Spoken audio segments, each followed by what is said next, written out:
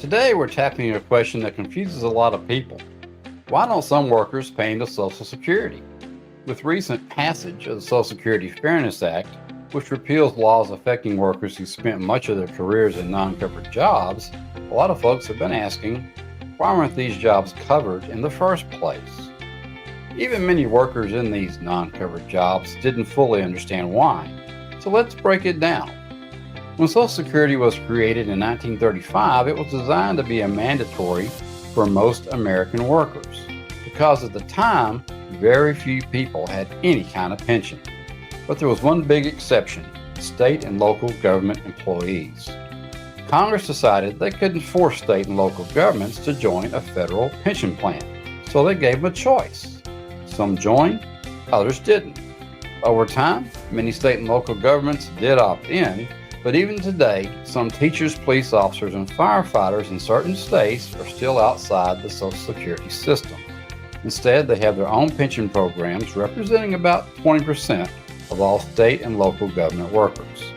Another major group outside of Social Security: career railroad workers. The railroad retirement system was actually created in 1934, 1 year before Social Security.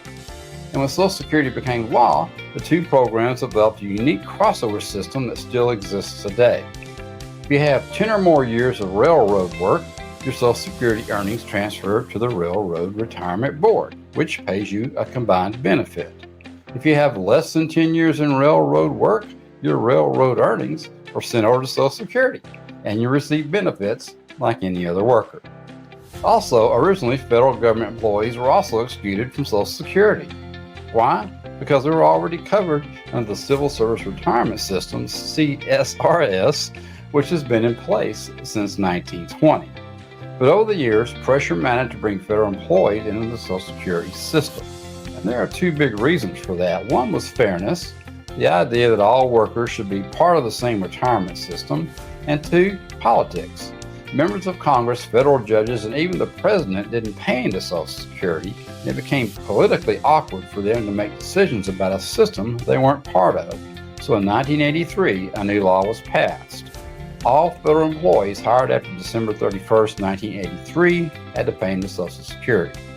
Starting in January 1st, 1984, Congress members, the president, the vice president, and federal judges were all required to pay in. This created a new system called FERS, Federal Employees Retirement System. It combines Social Security with an additional federal pension, though these new pensions were smaller than the old CSRS pensions. The key difference: older federal employees or retirees under the CSRS get one pension check each month. FERS retirees get a Social Security check plus a smaller FERS pension check. The goal? To make the FERS benefits comparable to what CSRS retirees were getting. Now that we've covered who doesn't pay into Social Security, let's put it into perspective. 90% of U.S. workers are covered by Social Security. The 10% who aren't includes some state and local employees like teachers, police, and firefighters in certain states, railroad workers, and older federal retirees under CSRS. Well, that's the story behind why some workers don't pay into Social Security.